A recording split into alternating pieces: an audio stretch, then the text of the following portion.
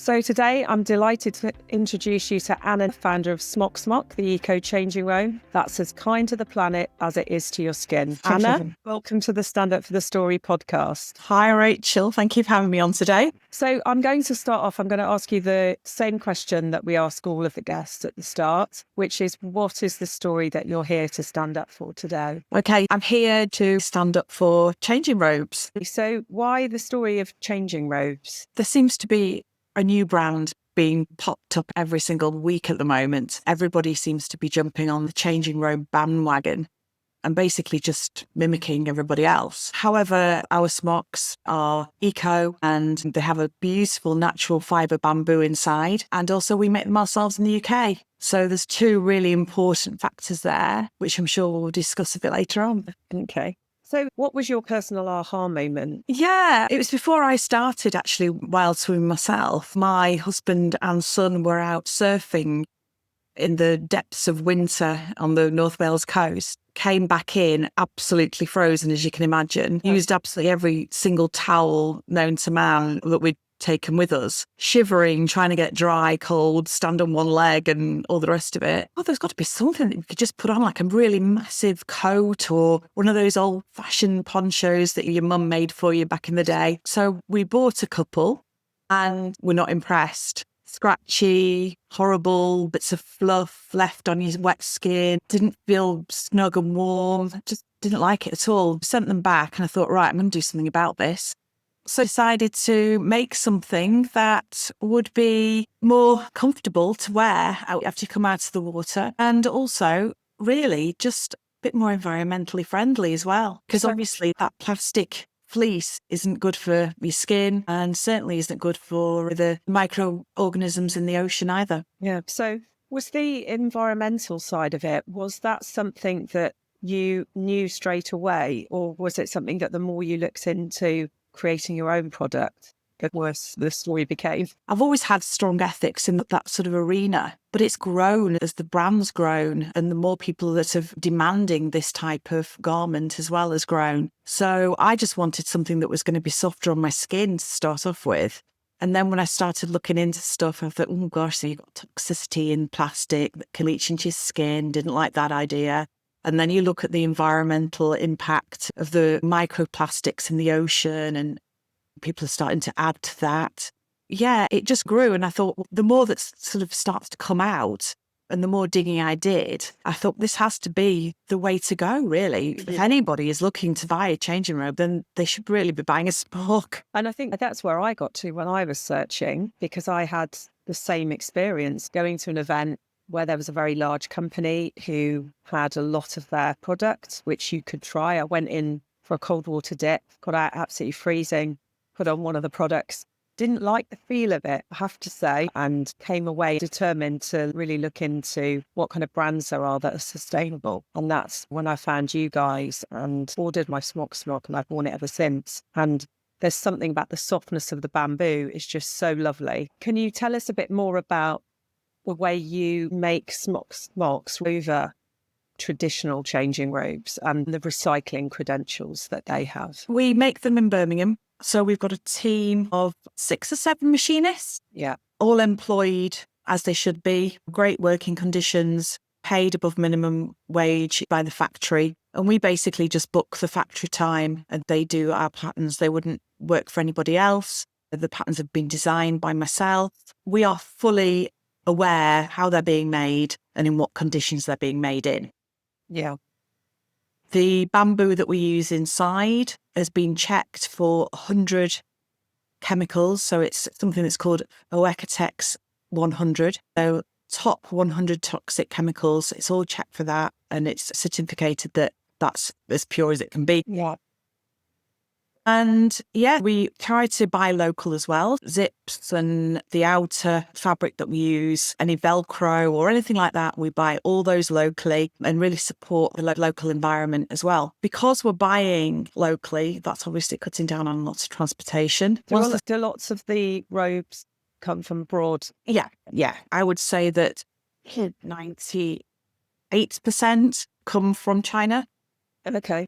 And whether they're shipped over or not, it's still adding those air miles to a product. the fact that they are made in the UK and we use natural products inside. That's really our story to start and begin educating people in why they should be conscious of what they wear. And not only what they wear for swimming or after surfing or whatever it is, but also what they wear anyway, what they're putting on their skin, and really looking into how they've been made and where they've been made. There are kids who are 4 or 5 who make these items in China, and they have to turn up at the crack of dawn. A lot of them sleep underneath their machines, to be fair, and they are woken up by a shrill of a whistle, and it's, okay, get up. Right, now you've got to start working. And they're there until it goes dark, literally making.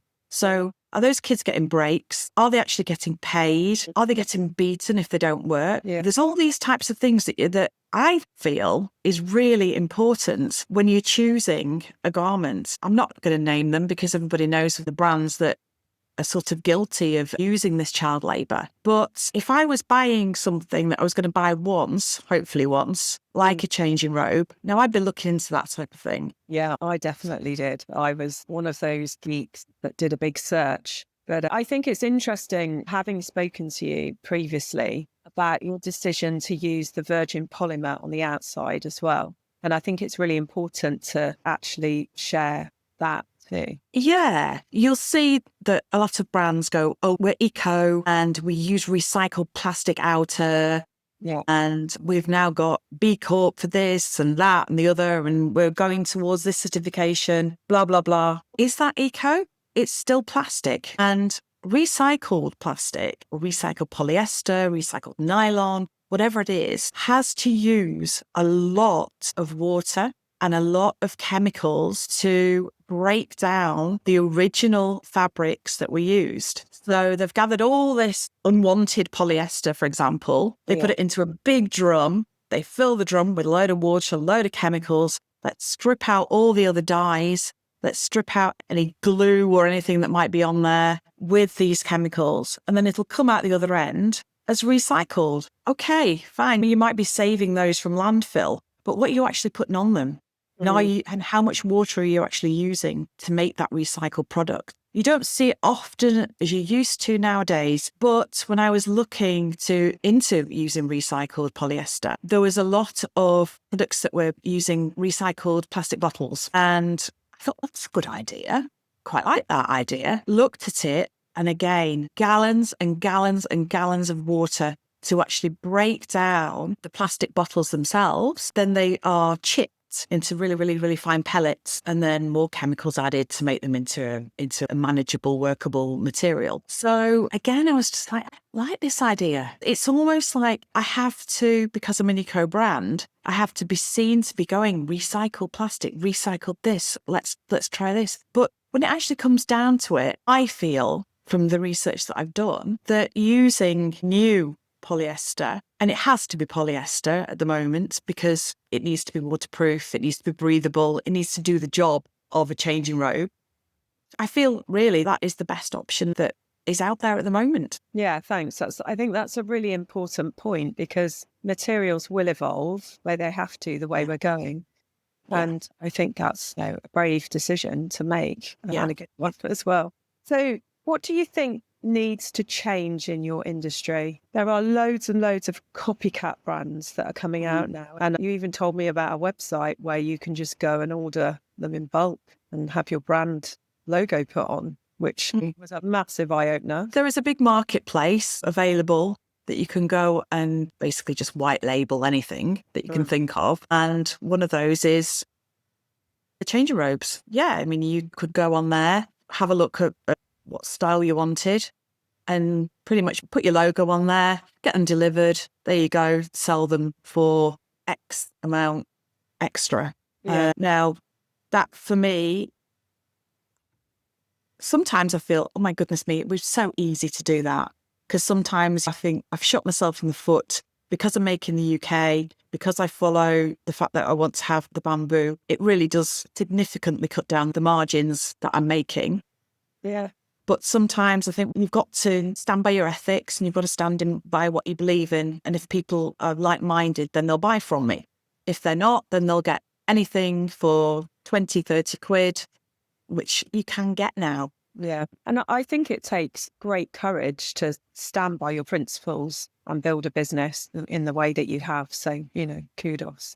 It is hard to do that. And I guess there feels a very community feel around your brand as well. Yeah, there is. People who are searching out for eco, for UK made. People email me and say, I've been searching for UK made products for a long time and I've just come across yours. I think it's absolutely amazing. That's a big thing. I suppose you could get Chinese products or any other product made elsewhere that would be classed as eco. But to have it UK made as well, people really love that. And it goes back to what we were saying before about the workforce, making sure that local people are getting jobs and in working in lovely environments and what have you. So, yeah, I mean, it's a whole package, really. It's a whole holistic package. And I think if you are of that frame of mind where ethics are important to you, the environment's important, and wearing something that's really snug and gorgeous and soft is important rather than scratchy, then yeah, I think people are choosing Smocs because of those reasons.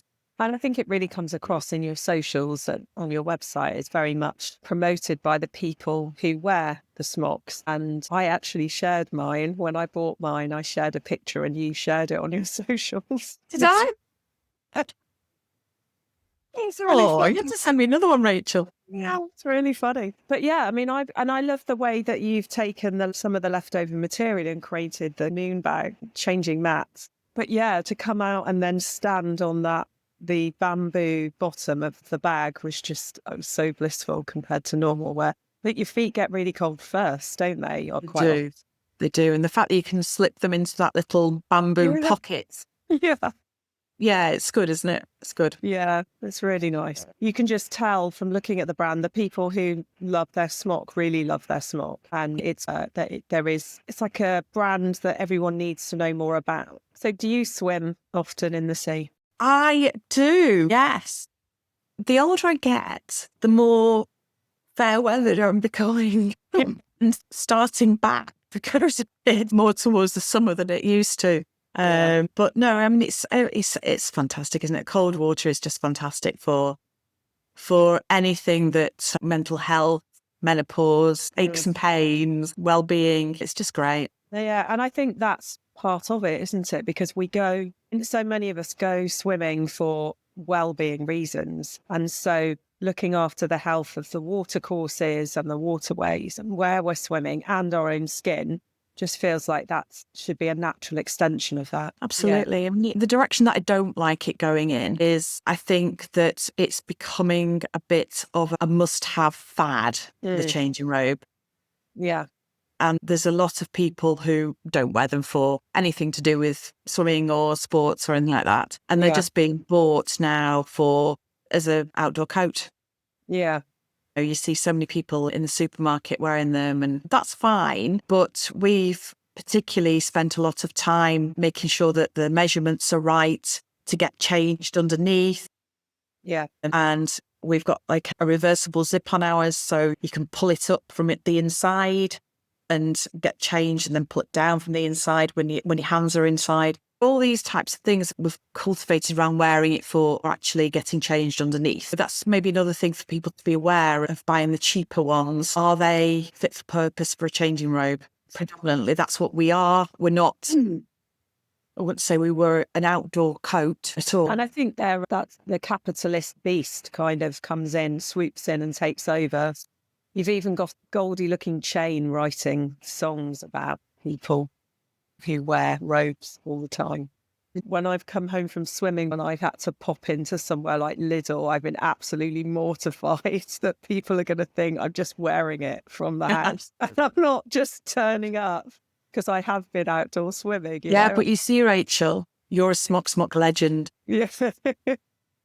That's what you are in yours.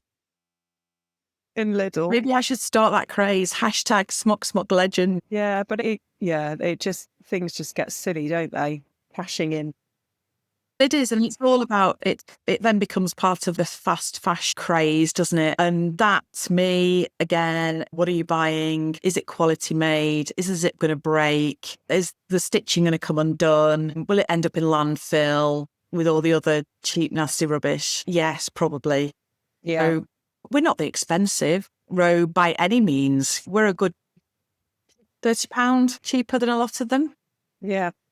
So yeah, again, my profits being eaten into to try and make this option affordable for more people. Yeah. And it also, I love the fact it comes in a bag that you encourage people to, if they're in the sea, do a beach clean on their way back. I know, yeah. I saw a lady doing that actually a couple of years ago, and I was dead excited to see someone on the beach wearing a smock. I went, oh, thank you so much for buying like you do. And there she is. She's actually using it to take all this rubbish home that she'd found, like old bottles and things. I was like, oh, bless you. That's amazing. That is so cool. Yeah. Yeah, the community is great around Smocs. And like you say, all my marketing really is all my customers, because I just think it's so lovely to share their experiences of where they're wearing them, why they're wearing them, how they're wearing them. And it's really great. Lovely community.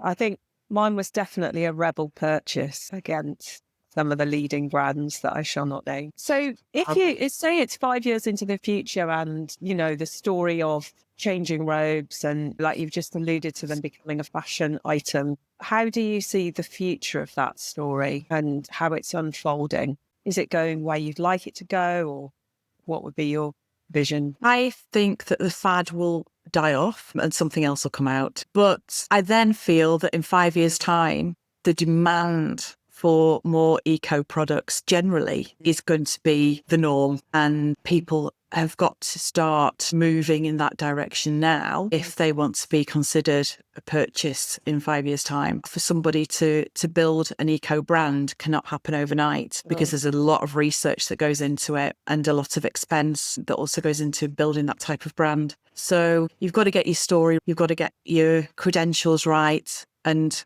hopefully some of the brands might go by the wayside because they're not eco and because people aren't demanding that type of fashion wear or garment wear anymore. Yeah. And if you think about every journey starting with a single step, what's the one thing that listeners can do to change that kind of story, especially those who are outdoor swimmers and surfers and sports people? What's the one thing they can do to help you change that story of changing robes? Buy a smock.